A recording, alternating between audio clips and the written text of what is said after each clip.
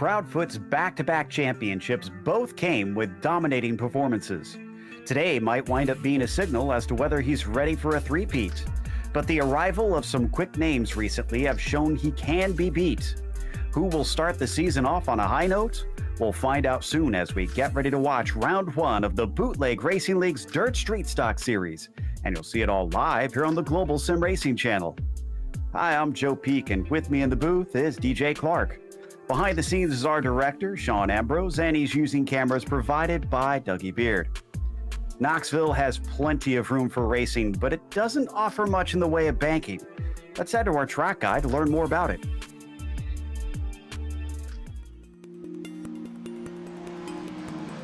You are looking at the sprint car capital of the world, Knoxville Raceway.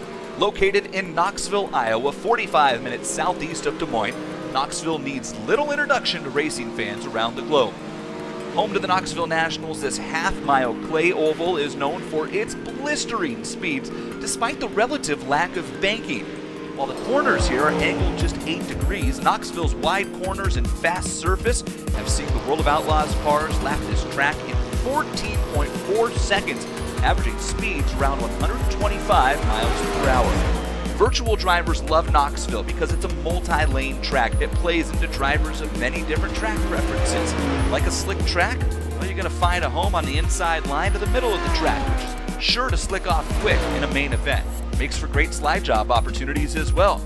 Want to run up on the cushion? Well, there's plenty of grip to be found up there, and high-speed runs can be made on the exit of both corners here. It results in some of the best side-by-side, back-and-forth racing on the iRacing service. And Knoxville's not just for sprint car fans. Hop into a late model, take a few laps around here, you'll find a car perfectly equipped to handle the high speeds and slicked-off nature of Knoxville. But be careful in the big cars. Both the late model and street stock have a penchant for hopping the berm on the inside of the track. And while there's not necessarily a wall for you to catch down there, that high berm will spin you around before you can blink. The Knoxville Nationals, as we mentioned, run here annually in August. It pays $1 million to the winner. Knoxville Raceway, also home to the National Sprint Car Hall of Fame and Museum. You can see that just off of turn number 2. Well, that's our look at Knoxville Raceway. What do you say we line them up 4 wide and let the green flag fly?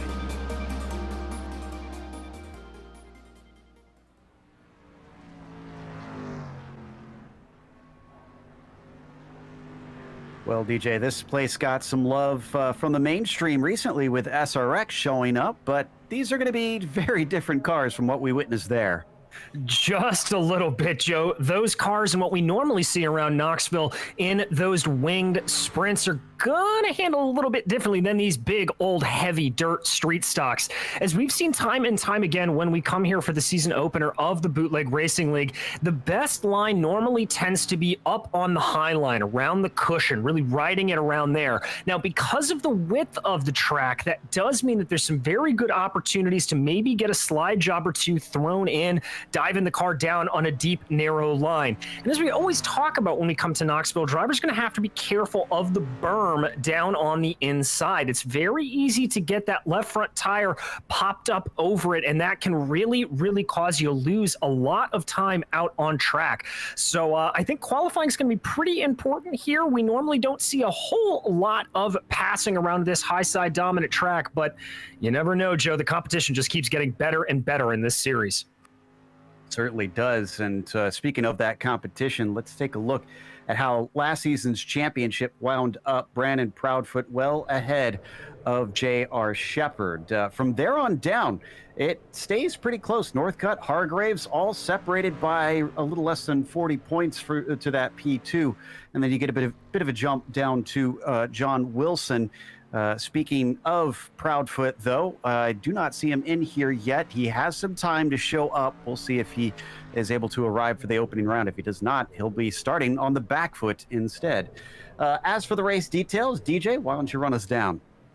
Well, Joe, as I mentioned, we are out here in the Dirt Street Stocks for the first round of Season 8 of the BRL Dirt Street Stock Series. Now, it's a heat race format, and how that's going to work is the drivers are out on track right now for a 20-minute practice session. They will then go out for a 4-lap solo qualifying session. That will determine the order for the heat races.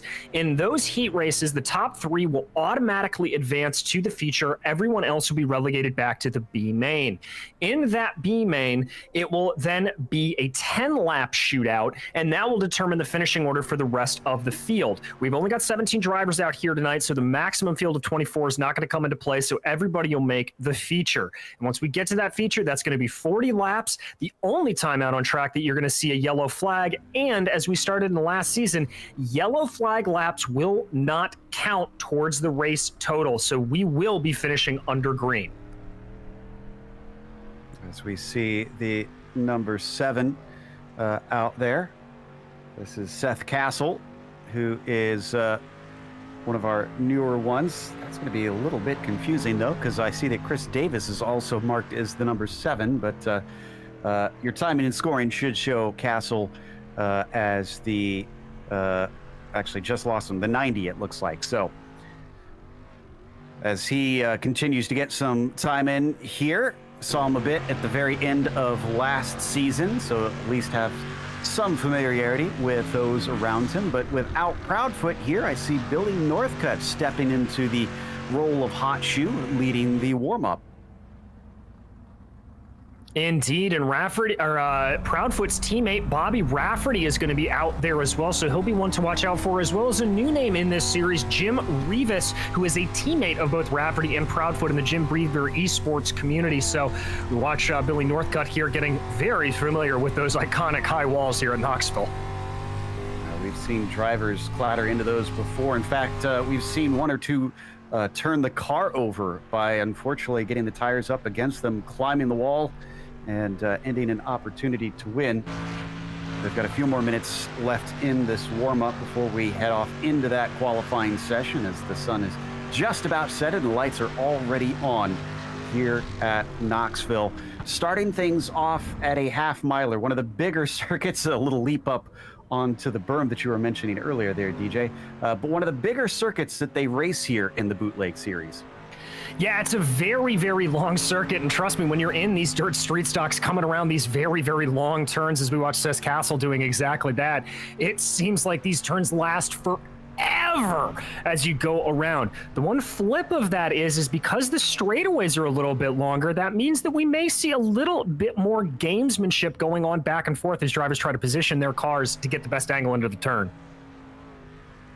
Number 13 of Bobby Hayes, currently sitting 10th in this warm-up, coming around to see what he can improve on his one-lap pace for the qualifying.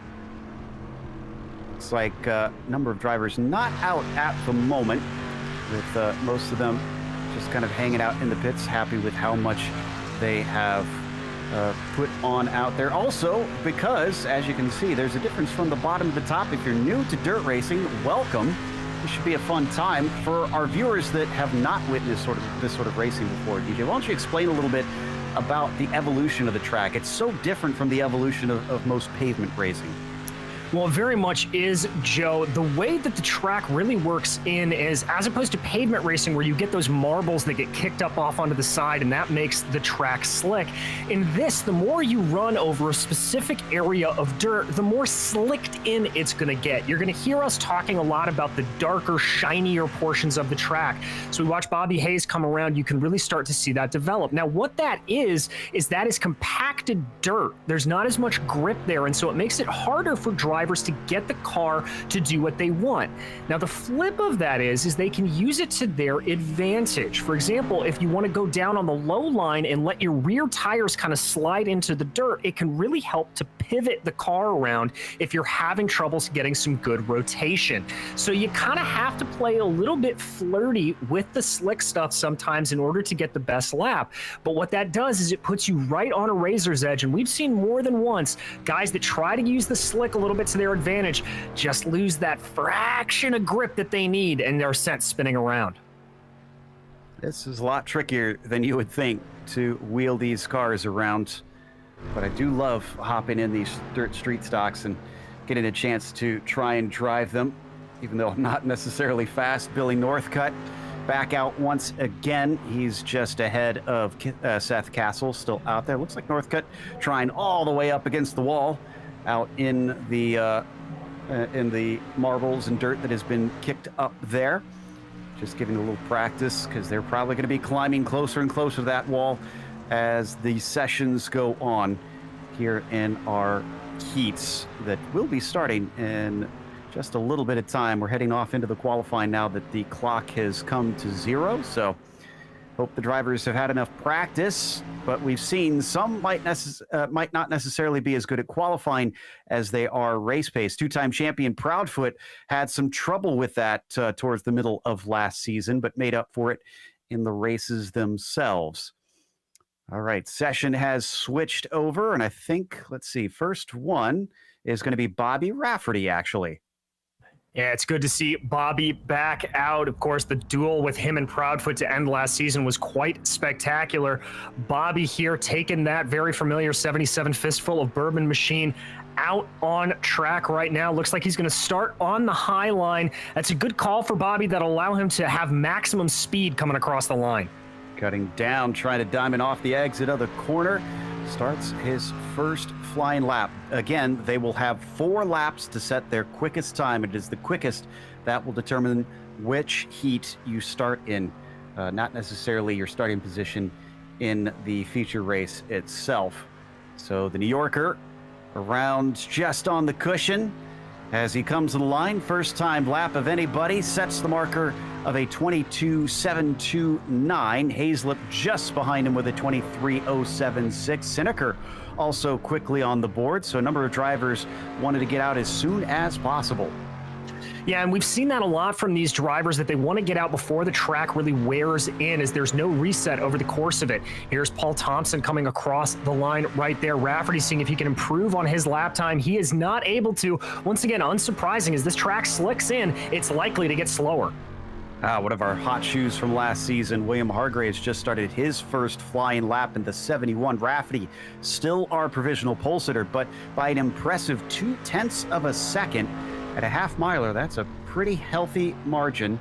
Thompson up to 9th with that last lap as Bobby Hayes goes up to 3rd, and Hargraves puts in a 22.907. That will take 2nd place away from Davis.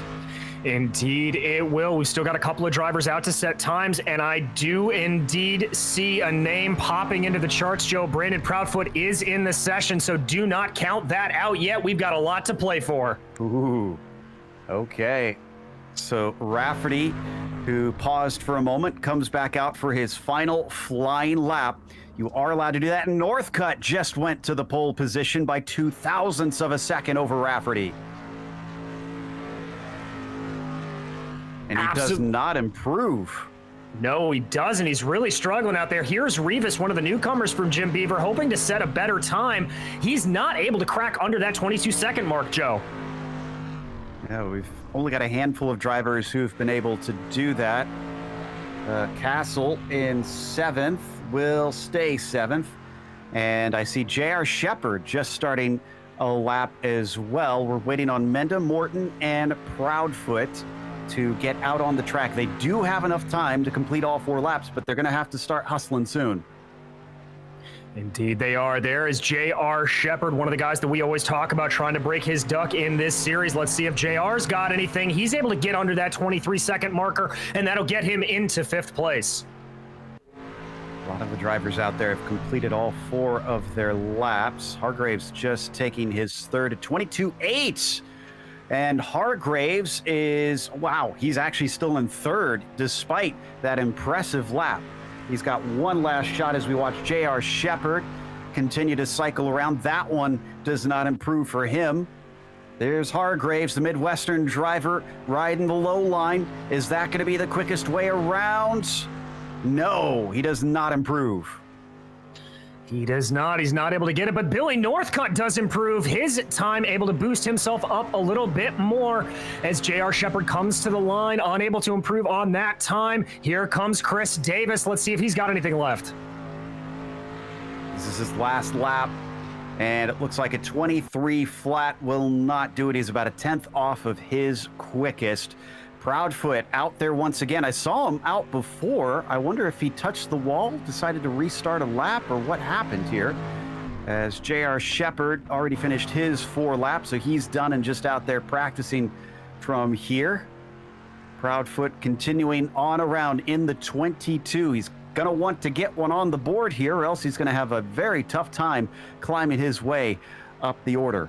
A little bit interesting there, Joe. He's taken more of a middle line around the track. That's not exactly it's a little contrary to what I've seen a lot of guys do. Comes in on a 23 dead. That'll put him down in 9th place, and I'm not sure he's going to have time to get this last lap in.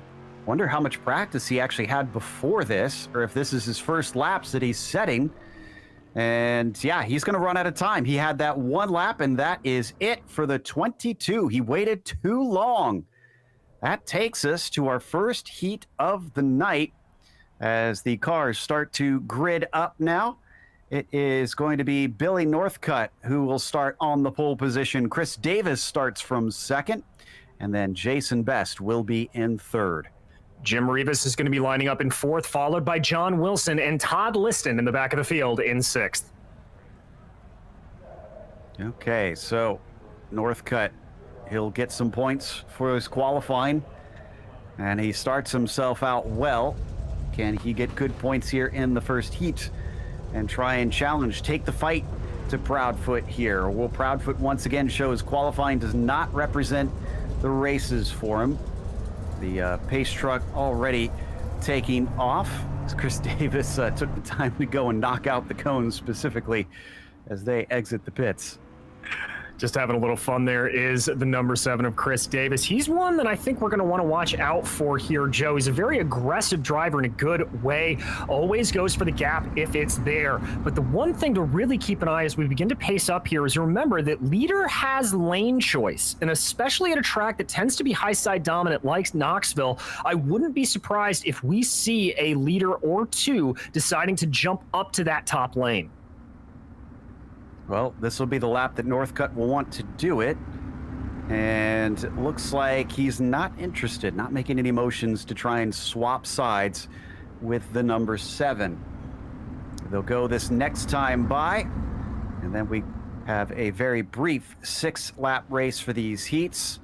So drivers in the back will need to try and move their way forwards quite quickly. Again, only half the field will automatically advance into the feature race. The other half will have to determine their starting position with a consolation race a little bit later. Pace truck looking for the entry. There it goes. Northcutt waiting on it. And now he goes. Billy Northcutt takes the green flag here in round 1 of the Bootleg Racing League Dirt Street Stock Series. He cuts low right away, riding the berm on the inside, not afraid to clip a little bit of it as Chris Davis settles in behind him. Battle for 4th between Rivas and Best. Yeah, Rivas taking that higher line and really carrying some good momentum there. I think he's going to fully get that pass done. Chris Davis sees him coming, though, blocks off that lane. That's going to halt the momentum of the 21. Excuse me, this is for 3rd position between the pair of them. Best down on the bottom side, tries to drift up. He doesn't have the space. Rivas once again, making a little bit of contact. Rubbin is racing over here, so they're getting away with it. Indeed it is, Joe. Good defense there from Jason Best. Yeah, he got up into the wall, but he was able to get a nose ahead and be able to cut off that momentum. Now Rivas is going to try to dump down to a lower side, see if he can make that work. But Best in turn really able to keep that momentum, as we've seen time and time again at Knoxville. High line being the dominant way to go around here. Momentum paying off for the 47 behind them. It was a huge send for Todd Liston into the corner. Didn't give him anything, but he went way wide in 1 and 2 last time through. Trying the bottom yet again, still fighting as we take a look at the 0 of Billy Northcutt. Gonna get 2 to go this time by. He has not been hassled at all since the drop of the green. No, he hasn't. He got the perfect jump off of the line and just kept the power down. It's a very scary show of dominance here for the 00. I think a lot of these other drivers are going to be taking note of what Billy Northcutt is doing. Well, Rivas was able to get below last time through, but not this time, as Jim starting to run out of steam He rocks up to the rear bumper of the 47 once again. He's going to get the white flag. Oh, he's trying for the over-under. He cuts underneath. He gets to the quarter panel of the 47. And now he's going to try the low line through 1 and 2. Can he slide up and carry the speed? It's going to be a drag race off the corner. And Billy Northcutt in front of them is going to be clear ahead and taking the victory here in heat number 1. The 00 machine wins the first heat, Davis second, and the transfer spot goes to Rivas over Best by 0.03 of a second. Behind them, it was Best fourth, Liston fifth, and Wilson in sixth. That takes us to the second heat right away.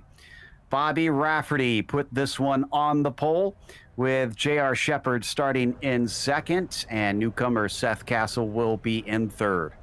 Chris Hazlip will be fourth, followed by Paul Thompson and Justin Morton back in sixth. Okay, so we saw some good racing. Don't see Morton out there yet, though. No, and Morton is not going to take to the grid. They are already on their way. Only 5 cars competing here so far in this heat, and another fistful of bourbon car showing well up at the top. Indeed, Rafferty is going to hope to have the same luck as his teammate Rivas. And what you saw out of Rivas on that last run is something to keep in mind here, Joe. The start-finish line's a little farther down the straightaway than we see at some other tracks. And so what that means is there's more time for that momentum to come into play. That's exactly what Rivas did on that last lap. He stuck it on the high line, let the momentum carry him around, and was able to beat Best by just a couple of millimeters. Wonder if anybody took notes on that. Speaking of notes, we had one slipped under the door. Unfortunately, Justin Morton lost his internet connection, so it looks like he will not be competing today, sadly. We'll miss you, Justin. We like seeing you race out in this series, as he's a longtime staple in the Bootleg Racing League Dirt Street Stocks. But maybe next week, as we hop on board with the 90 of Seth Castle. Looks like, thankfully, the paint has now updated. So as they are free, the green flag is out, and a big jump there for the 77. Rafferty is off and away. Shepard might have a challenge from Seth down to the inside. Can't quite get there. No, he can't. It looked like Shepard got a little bit squirrely coming off of the corner there to start the race. Rafferty starting to press his advantage here. Everybody single file going down into turn 3, and everybody looking like they're preferring that sort of modified slider line. Off of the 4th corner and across the start-finish line once again. Single file for all 5 cars. A little bit higher up there for the 90 compared to the 98, who is all the way down at the berm through 1 and 2. So definitely not a high-line track fully quite yet. You can still see plenty of racing towards the bottom. Off of 4 once again, it is still Rafferty, Shepard, Castle, Hazlip, Thompson, your order. Yeah, I'm a bit surprised by that, Joe, as Shepard gets a big chunk of that berm there. That may put him into a little bit of danger from Castle. Behind him, Bobby Rafferty setting the fastest lap of the race on that last time out, though. Shepard able to compose that car back under him, but Castle still threatening for second. Starting to pull a little bit of a gap now by about 0.6 of a second over J.R. Shepard. Remember, it's just the top 3 positions that these drivers want. So Hazlip and Thompson are the ones that really got to start hustling. Yeah, indeed they do. If they want to get into these transfer positions, they've got to get a move on. Castle, though, continuing to hustle that car as well. You can see just how much movement he's having to put into the steering wheel to get it to do what he wants. Maybe a little bit of a tap there on the outside wall. Reeling in the number 98. He could get himself some more starting positions if he really wanted to try and challenge things. As it stands now, though, he will automatically go over to the feature race if he finishes here, riding a little bit more high than J.R. Shepard off the corner, and that loses him some time. Yeah, it very much does, but Castle now is going to switch back to trying to sort of go wide and then dive low, a little bit of a crossover move, but this is Rafferty ready to take the checkered. Very quick races, like we said, and Bobby Rafferty lights to flag here for him. The 77 wins heat number 2. J.R. Shepard second, Seth Castle in third. Then you've got Hazlip and Thompson, who will head off to the consolation race here in just a moment. The third of our 3 heats, last one. And up on top of it, it'll be William Hargraves starting on the pole. Then you've got Bobby Hayes starting in second, and Brandon Proudfoot all the way down in third in the last heat. Stacy Hunter is going to be lining up in fourth with Ryan Seneker in fifth, and Jason Menda bringing up the back of the field in sixth. Now, I saw Menda also potentially not in the session. Yeah, he is not in the session right now. Wonder if he's also having similar connection issues that are costing him a chance to try and race this evening.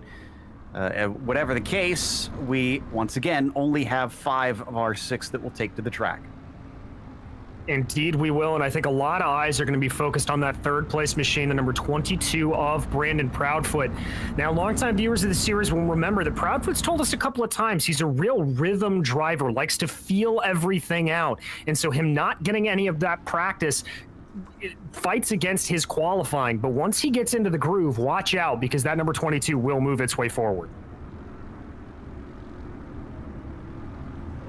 So as they wait for the green flag, they're giving that truck a wide berth.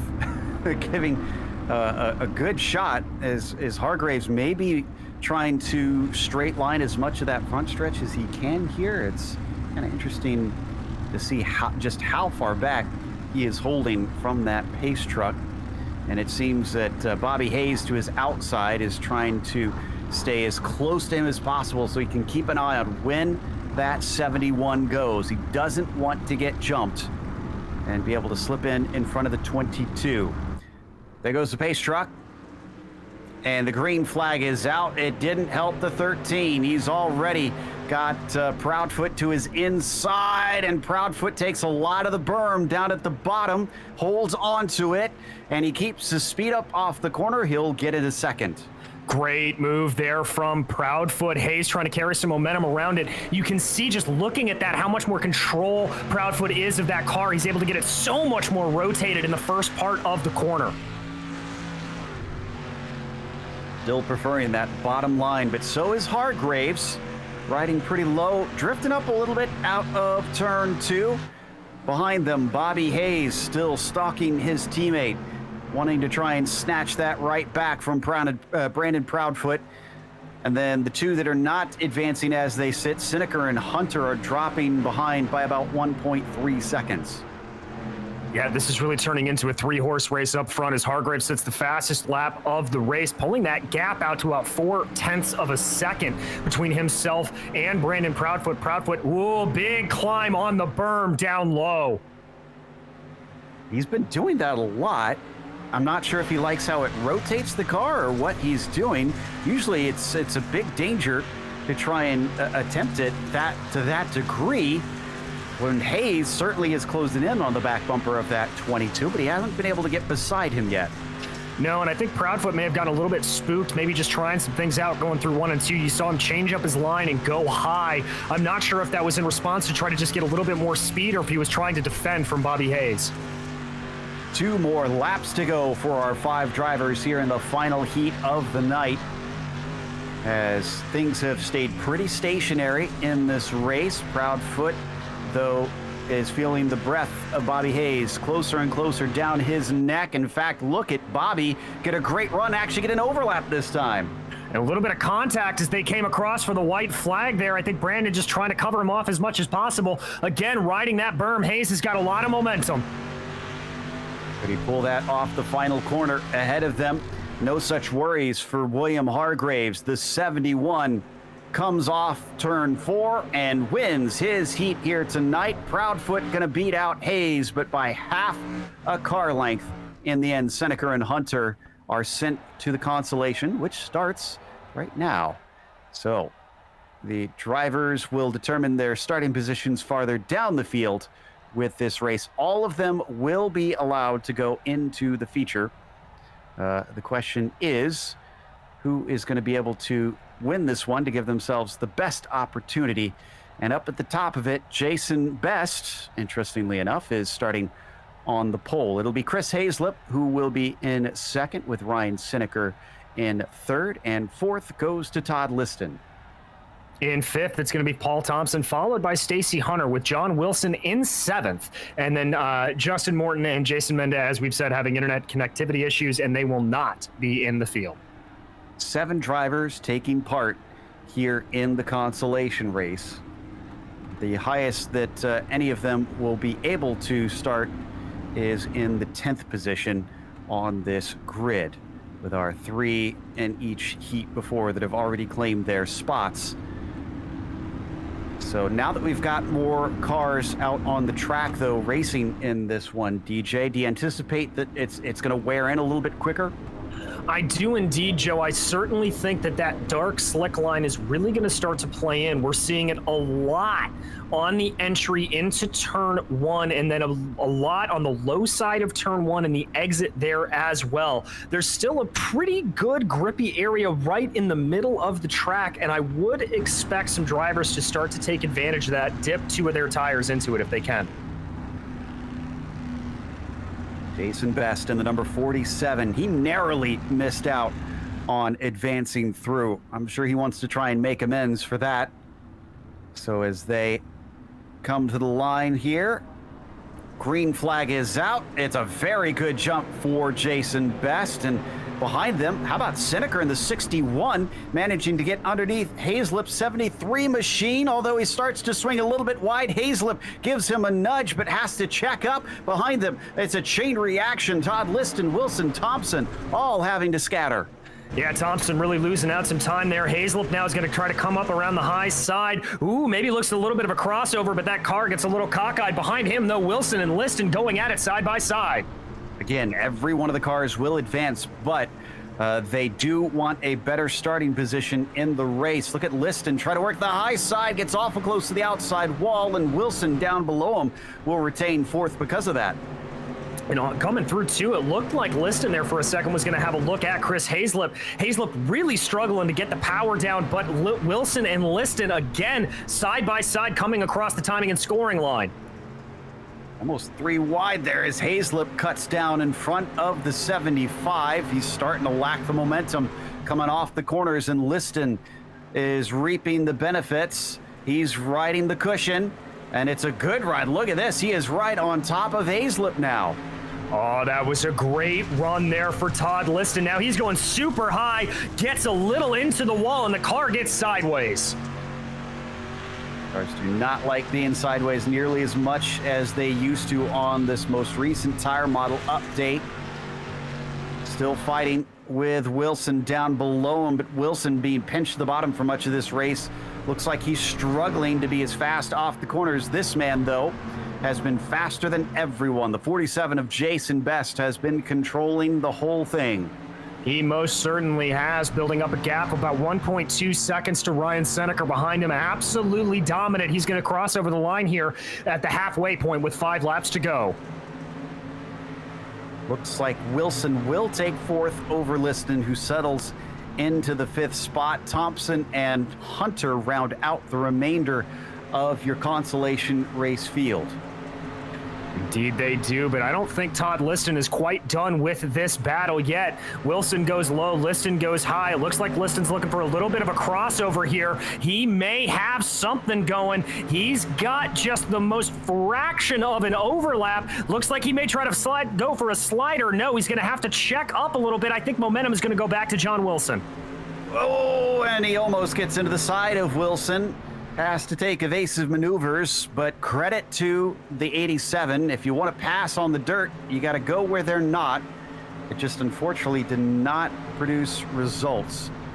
They've got just a couple more laps to go here in the consolation race, and it's still firmly in the hands of Jason Best. It is indeed. Best has looked absolutely stellar here this entire race, almost untouchable up front. Yeah, no, not a care in the world for the 47 here today. Behind him certainly has been quite a fight between Wilson, Hazlip, and Seneca. They're going to get the white flag this time by. Indeed, they are. Then that white flag is going to go directly to Jason Best. A great, great run from him. We've been singing his praises this whole consolation race. Certainly. Oh, it's going to be tight there behind him. Seneca still being challenged by Hazlip. Wilson as well could maybe sneak something in, but that doesn't matter at all to this man, as Jason Best takes the win, and the consolation race going to start himself in 10th. Seneca holds them all off. He'll start second, Hazlip third, Wilson fourth, Liston fifth, Thompson sixth, and Hunter in P7. Well, I am a bit surprised that we're not seeing the racing go as high up to the wall as we've seen in seasons past. Maybe that'll change after a warm up and a bit of the feature race with more cars out there. It very well might, Joe. You know, as you can see there, the slick parts of the track, the worst of it being down low. I think drivers may start to push up a little bit, but as you mentioned, we haven't been to Knoxville since iRacing put the latest tire build in, and that may be having an effect on the way the drivers are running this circuit. So there's really anything can pretty much happen at this point. Drivers have told us that this new tire tends to not like to slip sideways. It wants to be as straight as possible, and that's the way to get the speed. So the drivers who are very smooth and precise have been reaping the benefits. This warm-up won't tell us all that much, except for the condition of the track once we get to the feature, and tell the drivers who have not been out since their earlier heats what state it is in now.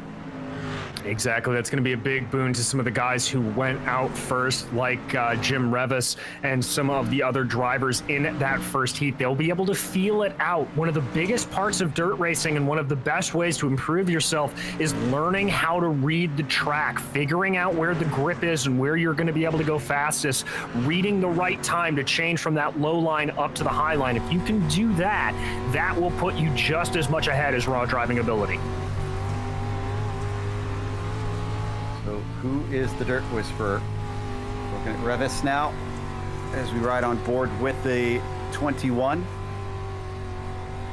It's currently sitting in fourth on the timing sheet. It's got about 3 more minutes, which is plenty of time to get a good chunk of laps and maybe try some alternate lines, see how those feel inside the car.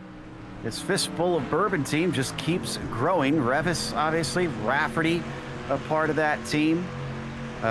Obviously, we know that Proudfoot is one of their drivers, and then a bit of a different scheme. But of course, let's not forget about, trying to remember who it was, the 13, rather. Hayes, excuse me. Thank you. Yeah, all those guys coming out and putting a good car down here. That is 13 on your screen right now. Bobby Hayes putting his car through his paces as the Mid-South driver, trying that high line. He's got it just about perfect there, Joe. Getting that apex at the corner just right, driving it around, staying off the wall. That's the way you want to try to do it. Indeed. So, and look at him diming it off once again, just trying to straighten off that corner exit. Wonder if that has to do with the tires like we were saying earlier. He just brushed the wall on the entry, getting literally every inch out of the track that's available to widen those corners. Yeah, indeed he is. And as we look at the timing and scoring pylon, couple of surprises up there. John Wilson putting in a very good time in P2, but other than that, well, it's the usual suspects. Billy Northcutt, Brandon Proudfoot, Jim Revis, Bobby Rafferty, your top 5. So I think one of the things we're going to have to watch is seeing how Rafferty's able to move his way through the field. Obviously going to be starting his way back. We're going to have to see if Northcutt has got anything, and this time William Hargraves all the way back in 9th, if he's going to be able to do a little bit better once we get to the feature. Yeah, I kind of expected Hargraves to be a little bit higher up, but he did qualify quite well, and he won his heat. So can he try and challenge those in front of him in the feature race, starting from 3rd, where he actually qualified as well for his heat? Just about 50 seconds left, and then we go racing for the feature. Much longer, 40 laps. Remember, we'll have cautions, and those laps will not count. So drivers will want to keep it clean, or they're going to be here all night. Yeah, exactly. And we do not want these drivers to have to be doing that, because a lot of the times they are sweating up a storm. And so it can get very, very hot in the cockpit as they're going around. Right on board here with Billy Northcutt, your fastest in practice in the waning seconds of this session. Just about everybody on the track. Only a couple I've seen that have decided it's time to head back into pit lane. Now they're starting to get pretty close to that outside wall as the cushion works its way outwards, and we get the checkered flag. The session ends. We are going to go racing on the feature here in just a moment's time. There we go. Looks like the cars will now grid up, and it is going to be Billy Northcutt, who starts it on the pole with Bobby Rafferty in second position. William Hargraves starting from third, trying to redeem himself. It'll be Chris Davis in fourth and J.R. Shepard in P5. Brandon Proudfoot did come upwards a little bit from where he qualified. He will start from P6, as Revis will be seventh and Castle in eighth. Then after that, you've got Bobby Hayes in ninth and Jason Best rounding out your top 10. Ryan Seneca will be starting off in 11th, followed by Chris Hazlip and John Wilson behind him in 13th. Todd Liston will be 14th, followed by Paul Thompson and Stacy Hunter to round out your gridded up drivers. 16 cars now out on the track for 40 laps of racing. The track is going to get so much more torn up in this feature event, and we're already taking off behind the pace car. And it'll be Billy Northcutt who leads the way. We get a few fireworks taken off for us as we wait for the pace truck to finish its 2 laps. Knoxville always liking to put on a good show here, and I've got to say, this top 4 going to be very, very fun to watch. The top 6 really going to be very, very fun to watch. I'm interested to see what newcomer Jim Revis is able to do, as well as Seth Castle back in 8th. Same. We mentioned that they keep seeing great talent trickle its way into this series. Will these two be able to run with big dogs here in the first round of the season? As they come around now on that second lap, they're going to get going the next time by. Up on the front row, Bobby Rafferty flanked by Billy Northcutt, and he hasn't switched sides either. Or no, Northcutt has actually, excuse me. Northcutt has switched sides. He is going to start from the outside here in the feature. So he does like the way that it is climbing up the track and thinks it'll be worth trying to give himself that higher line on the way into turn 1. There goes the pace truck. It's in. Long wait from Northcutt. Now he gets on the loud pedal. Green flag is out for round 1. Gets a good jump over the 77, but Rafferty's going to chuck it in and hope it sticks. He's going to be ahead of him, but ducking underneath. Can Northcutt get back in front? Just barely. Oh, that was a great move to split the difference there between him and Hargraves. And now here comes Rafferty trying to fight back, but the car's very sideways. He's going to lose some momentum off of that move. They are going to be perfectly side by side as they go in to start lap 2. Behind them, quite a battle as well, as Hargraves is trying to fend off drivers on both sides, Davis and Proudfoot. So the top 5 are jostling around here, and it's early days in the race. Yeah, indeed they are. Proudfoot already looking strong. That rhythm, like we talked about, starting to develop. Ooh, here comes Northcutt trying to make a little bit of a move. He's going to have to dive down to the inside. They're going to go 2 by 2 here, going into turn 1, separate out a little bit. Ooh, it comes Rafferty trying to shoot a little bit of a gap there. And it didn't work. It closed up just in time. Northcutt is your leader, as Rafferty might fall to third. He's got Hargraves checking on the inside as they come down the front stretch past the start-finish line. 1, 2, 3, 4, all split by barely 0.2 of a second. Gotta love that. The two Jim Beaver teammates up on the high line fighting off with Northcutt and Hargraves, who both decide to run low. Could see a little bit of slicing and dicing. We ride on board here with the 22. Now we jump back up to the full view. You can see them there. Ooh, here comes Rafferty, maybe thinking about a look on Hargraves. Thinking about it, but not able to do anything with it.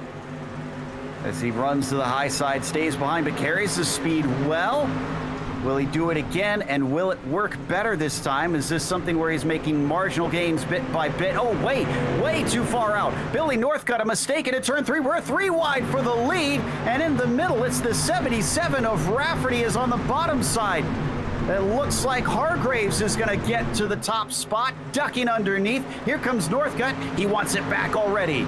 Oh my goodness, that was the move of the century out of Hargraves, or out of Northcutt. Takes a big hit of the berm, has to check himself up again. That's going to allow for Rafferty and Hargraves to get back under him. The order is still 2 by 2, but it's all shuffled around. A Noah's Ark up at the front, and on the bottom side, it was our fistful of bourbon cars. As behind them, Northcutt trying to use his speed to get back into the mix. Hargraves also expects to try and get maximum points out there. But as they come off of turn 3, looks like he's going to back out of it. A little bit of a bump draft there from Billy Northcutt to Bobby Rafferty trying to get something, and all of that squabbling. That's Chris Davis poking his nose up there as well. So this may be a 5-car battle if these cars aren't careful. There you see their single file here going to split out. Only Northcutt going to the high line.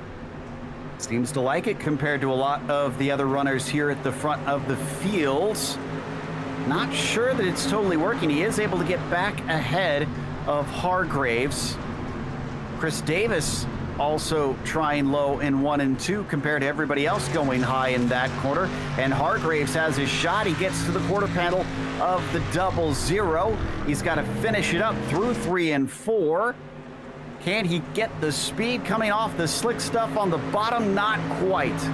He's inching his way forward, though. We'll have to see if he can maybe get it by here. The only problem being is that he's got to be passing 2 cars in the face of both Brandon Proudfoot and Billy Northcutt. Oh, he's not going to get it there. Lost a lot of speed coming into turn 3.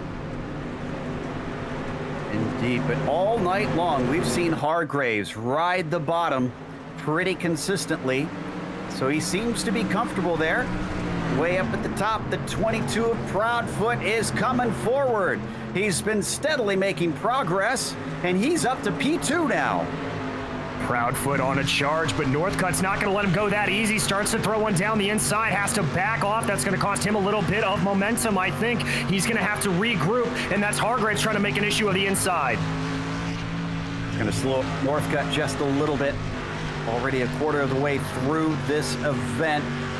The 71, not pinched down there, but certainly seems to be unable to carry his speed. Now down into 3 and 4. One of the adherents to the high line has been Billy Northcutt. Hasn't tampered too much with that bottom line. Whatever it is about the top one, he seems to like it, and it's not hurting him too badly at this stage. No, it's not. Not really having too many problems with it as we see them run. Seeing where they go. Ooh, Davis has got a little bit of momentum that he's going to carry into a modified slide job. Yeah, Davis and Revis are going to go side by side. We're on board with Chris Davis, but just drifting in front of him, that's the 21 of Revis. He's going to hold the position despite a little more momentum for the 7 machine. Now the 7 dives down to that inside line. Revis is going to try to run high here and carry that momentum. As they come off the corner, it is firmly into the hands of Jim Revis. Now he is going to have his sights set ahead of him and see if he can make anything out of William Hargraves. Back stretch, pretty single file now. It's been green since we started this event. And they haven't spread out too terribly much, I must say. You've got about 4 seconds from first to 10th place, where Jason Best currently holds that position. And there you saw Davis getting a little aggressive, trying to throw a slide job on Jim Revis, but it not working out the way he would have hoped. He's going to try it again here, but Revis just has too much speed on that high line, forces Davis to back out of it. Getting close to the halfway mark now. Through 1 and 2 once again. Still trying that low line. Looks like Revis likes being right up to that berm. This is on board with our 4th place driver looking in on the podium behind Northcutt, Proudfoot, and Rafferty.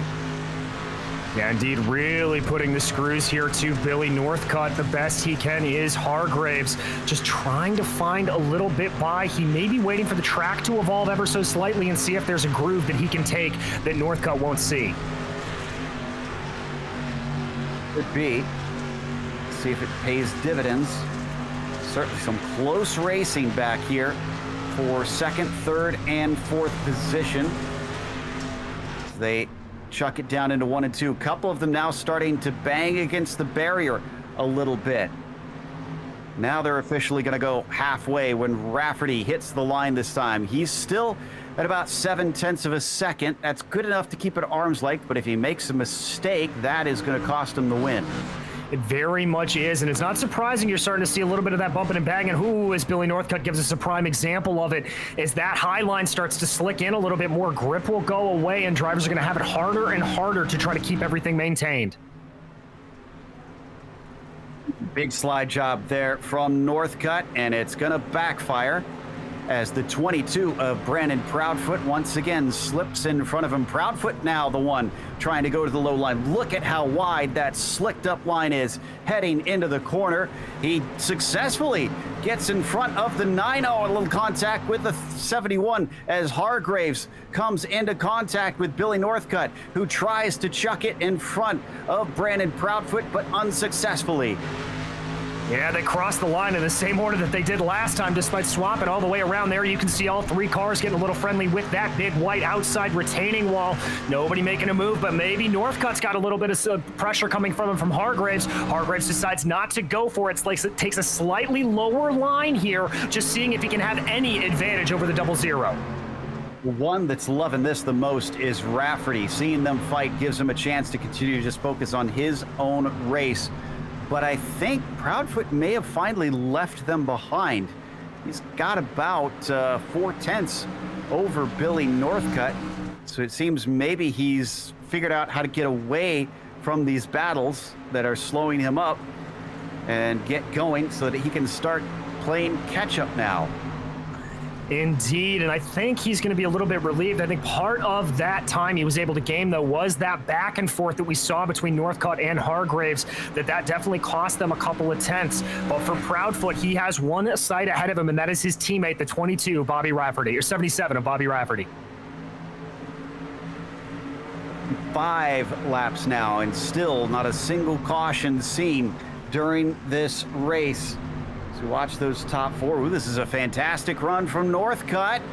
He's going to have a nose ahead, and he's going to stay ahead of William Hargraves. Yeah, he is. There's that slide job. We like to see him throw through 3, though. Hargraves is going to try to poke his nose to the inside, but not able to get the crossover. Just hunting him. Oh, and into the wall goes Northcutt as Hargraves is going to have the momentum finally. That was the mistake he needed. The 71's into 3rd, fighting back. Here comes Northcutt trying to go underneath him. Yeah, Northcutt not letting the battle go away all that easily, but that momentum on the high line carrying Hargraves around, and Northcutt's going to have to slide back into 4th off the podium. Oh, this time it's Hargraves into the wall, but he manages it better. He doesn't lose much time. 71 stays on the podium position. Did we lose Rafferty? Rafferty's grayed out on my screen. He's been having some internet troubles here tonight, Joe. He's been blinking a little bit, but we'll have to see if he is able to come back. There he is. He is back on our screen. And in that short period, Proudfoot has closed in even more. Let's hope that the 77 doesn't disappear yet again, especially if Brandon gets within attacking range. Both of them all the way up against the wall through 3 and 4 as we ride on board the fistful of bourbon number 22. Another big blink from Rafferty as well. Yeah, that's going to be scaring his teammate a whole lot, knowing he's got to try to make a pass on him here. So as we look at Revis in fourth, he's been dealing with Chris Davis and Seth Castle just behind him. Look at the dirt start to get kicked up now that we haven't had any sort of reprieve all race long in the track. Starting to see the moisture go away from it. Ooh, and this time it is Seth Castle, the one who gets into the wall hard.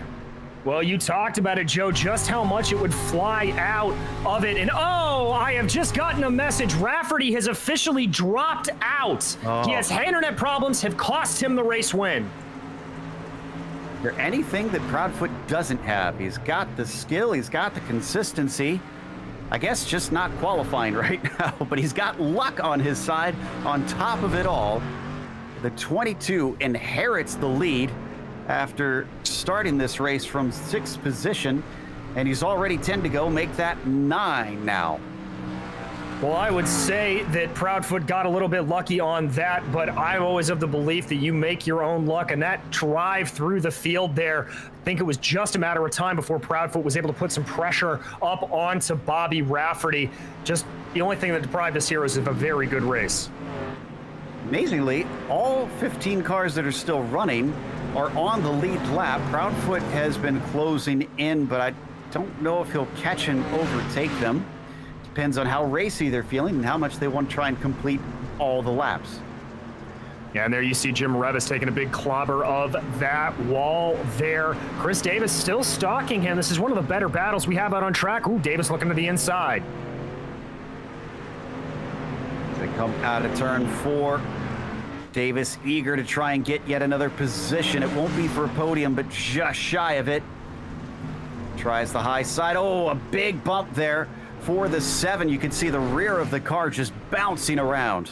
Yeah, and that's really going to slow him down a good chunk. He's got about a car length, 2 car lengths in between him and Revis, trying to dive down to the inside, see if there's anything doing there. Not going to happen on that run. He's trying to inch his way closer, but Revis just has him covered at this point. 6 laps left, and Revis running in the 4th position. Davis finding Castle interested in his 5th position, trying to crack into the top 5. No battle for the lead as Hargraves is falling behind by about 2 seconds. Proudfoot is dealing with traffic. He already went past Stacy Hunter as well as Paul Thompson. And he's got some clean track up in front of him before he gets to Seneca and Hazlip. And as he crosses over with 4 to go, looking at lap times, I don't think he is going to catch them in time to slow him down. No, certainly doesn't appear to be the case. Oh, we had contact between Davis and Revis. This was in turn 4. No caution. Neither of them went around. But now it's getting feisty between the 77, or the 21 and the 7. Indeed, and I have to say that the driver of that number 7, Chris Davis, his blood is definitely going to be up here. And we have seen when he gets a little angry, he is a whole bunch of fun to watch. Wow, watch Castle there, just how much he is having to wheel that car around the corner, struggling to get any fraction of grip. Ooh, and under attack, Chris Davis finds the 90 of Castle, just poking his nose into the quarter panel. Both of them, no wreck. They continue going. 2 to go at the line now. Time is running out, especially if you want to give yourself a good points haul here at the first race. Yeah, indeed. But there we continue to watch that battle playing out. I thought Castle may have been able to get something there. They're going to come to the white flag on this lap, Joe. It is now or never time for the number 90.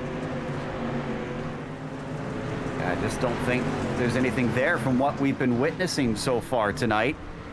There is something there for the 22, who's got a gap of about 2.2 seconds over William Hargraves. There you see him on screen. Now a 2-time champion just edging the rear bumper into the outside wall. Doesn't matter. He still gets the win here in the first round of the Bootleg Racing League Dirt Street Stock Series. Hargraves second, and Northcutt with a well-earned podium finish. Not a single caution in that feature race. In fact, none of them at all in any of our races this evening. That deserves a pat on the back for our drivers. Instead, we'll try and talk to them as we take a break. We'll come back with those driver interviews as well as the unofficial results, so stick around.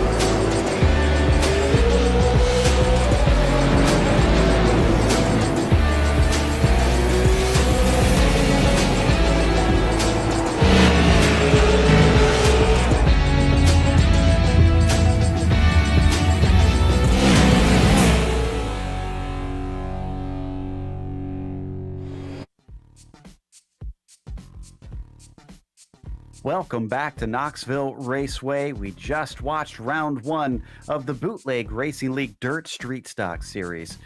Brandon Proudfoot didn't seem to have much practice, but it didn't matter. He qualified okay, he raced better, and he won it all, taking the feature win from 6th on the grid. Hargraves couldn't run him down, and Billy Northcutt finished in 3rd behind them, completing the podium. Newcomer Jim Revis was 4th, not too shabby amongst this sort of talent. Chris Davis rounded out your top 5 as Seth Castle finished in 6th. And it's J.R. Shepard, unusually anonymous today in the feature race, finished 7th, with Jason Best climbing to 8th as Bobby Hayes finished in 9th and Wilson was 10th. In 11th, it was Todd Liston, followed by Chris Hazlip, with Ryan Seneker 13th and Stacy Hunter in 14th. Paul Thompson was 15th, and Bobby Rafferty, having that internet problem, got him out of the race. To our winner this evening, Brandon Proudfoot. Brandon, you had a little bit of luck on your side, of course, with the disconnect that your teammate had. If it hadn't been for that, do you think you had the pace to actually get by him? It would have been really close. I felt like I was kind of gaining on him specifically in 3 and 4 there towards the end, and I got it to about 2 cars, and right whenever he threw his first offensive sliders, right whenever he dropped, unfortunately. Well, we saw you pop in just about as qualifying started. Did you have some other obligations that kept you out? And was that your first laps this season to put on the track? Yeah, it's been a busy day. Just lost track of time. And yeah, that one lap I got in qualifying is all I had. Wow.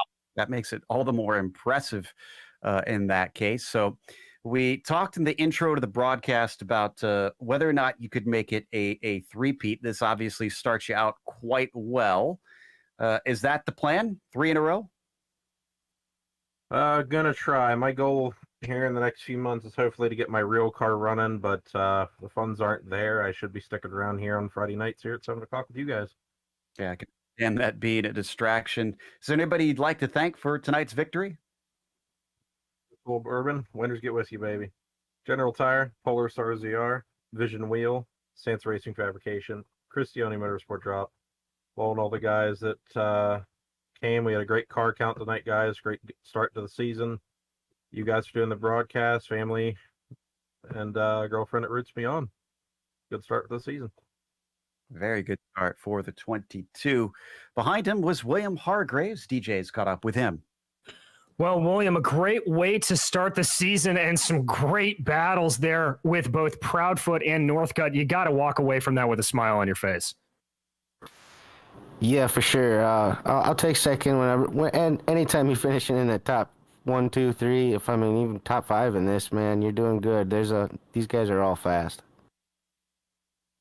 Indeed, they are. It looked like you had the pace early on to sort of compete and stay up with Rafferty, but he started to slip away. Was that just kind of because of the battles behind you, or was the track just evolving away from you? Yeah, at the start, I would say more than anything, it was just the cars in front of me. I was racing with them, and you know how that is when you start racing, you start losing time to the leader, especially when he's out doing his own thing. But they're later on in the run there, I was just starting to fall off, and I didn't have it, and I was even starting to lose ground to Proudfoot there. Really unfortunate to see Rafferty go out like that, but I guess in real racing, I mean, we can blow engines, we can do things like that too, and stuff like that does happen. So hopefully he'll be back next week for some more. Well, we'll be watching it for sure and looking forward to it. And speaking of next week, we go from the big wide turns of Knoxville all the way over to the tight turns of Weed Sport. How do you think that one's going to go? It's always been a good one to watch. Man, myself, I personally, I really like that racetrack a lot. I guess I don't know that I've run it since the update. Maybe we did last season, I guess. I don't remember, but it should be fun racing, really, I think, especially with the group of guys we got here and the talent we got. I think we should be all right, and it should put on a real good show. Well, I certainly hope it does, my friend. Anybody you'd like to thank for your second place here tonight? I'd like to thank you guys for doing the broadcast, BRL League for everybody in it, and letting this all happen and go on. Dirt Panda Racing, Viv's Retail Liquor, Malum Electric, and Blue Sky Builders. Thank you very much, William. That was your second place finisher tonight, William Hargraves. And now Joe Peak has caught up with your third place finisher, Billy Northcutt. The first quarter of the race and the feature looked like you were trying to hold back charging bulls. There was a lot of folks that wanted that top spot from you. Yeah, man, I was just trying to have some fun out there. I mean, there's this top group of guys in here is crazy now. I mean, just to be in the top 5 is an accomplishment, man. And I knew they were going to be coming. It's a tough track to hold on to the lead if you don't stretch it out a little bit, because every turn somebody can throw a slider if the fast line is high, and you just start going back and forth, and it's a blast, but it definitely is hard to keep the lead. Bobby got the lead stretched out a little and was able to just run his line and take over the race, and I was really happy for him, thinking he was going to go ahead and win that, and then he had some issues there, so really sad to see that happen, because he earned that one. We had a good old race up front. Yeah, it's a disappointing way to see it pulled from your hands. Speaking of the high line, as you mentioned, we were a bit surprised in the heat races. It took so long for the high line to really come in. Everybody just seemed to stick to the low side. Did you expect it to go that way? I didn't necessarily coming into the race, but then at practice, it didn't seem like the track got as worked in as I would normally expect in this league.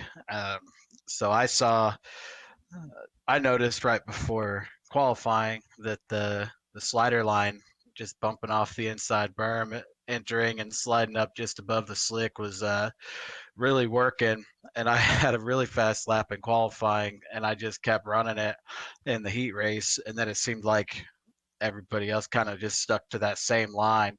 So there, because of that, the top line didn't really get worked in until the warm up, and then because then nobody's competing, so everybody kind of started running that high line, working it in, and it made for a really exciting race in the feature. It certainly did for us. Heading off to Weed Sports, it's going to be a little bit more cramped. Do you think that you can repeat that poll? Obviously, it'll probably pay dividends when we head over there. I'll try, but I don't know. I know some of these guys are William and Brandon and Bobby and them are really fast at Weedsport. I'll probably just trying to be trying to survive and not lose too many points there. I mean, I've gotten a couple podiums there the times we've ran in this league, but I've always kind of just felt like I was hanging on for dear life a little bit. It's a lot tighter, a lot different track than this one for sure. We've all got our weaknesses, but congratulations on the podium tonight. Is there anybody you want to thank? Yeah, I just want to thank Lowell for the league and you guys for broadcasting. Thanks to my teammate William. We have a lot of fun in here. Thanks to my family that watches and supports me, and thanks to all the Fistful of Bourbon guys and everybody else that runs up front in this league. There's a thing I like to call full send it kindly, and you don't get that a lot in these races except in this league. And you can send a huge haymaker slider and still not end up wrecking. Everybody kind of just really plays nice in here, and it's super fun. That's a lot of fun to watch. That was our third place finisher, Billy Northcutt, and that's going to wrap up our interview. So want to give a few thank yous, starting, of course, with the Bootleg Racing League for bringing us back for another season of coverage for their Street Stock series. Also, we want to thank the companies that provide the software and hardware for our broadcasts that are listed here on your screen. Additional thanks to June Lalonde, who provides our wonderful music. See the screen for how to get a hold of more of her great work. Thanks to the team today, DJ, Sean, and Dougie. If you'd like to find out more about GSRC, including upcoming races, you can find it at globalsimracingchannel.com. Also, check out our social media. The outlets are listed at the bottom of the screen. And if you'd like to support the channel, check out our merchandise store at simracingmerch.com/GSRC. Link is in the description below. Don't forget to subscribe to our YouTube channel so you don't miss a moment, because as we mentioned, the next race is at Weed Sport. That'll be Friday, July 9th, taking a week off for the holiday. That'll be 7 p.m. Eastern when that kicks off. We have upcoming races for other series listed on the screen. Check those out and mark them down on your calendar, because in just a few moments' time, we've got 4 Drink Friday coming your way, this time with the Legends cars at Tsukuba. That'll be at 10 p.m. Eastern. Until next time, race clean, race hard. We'll see you on the track.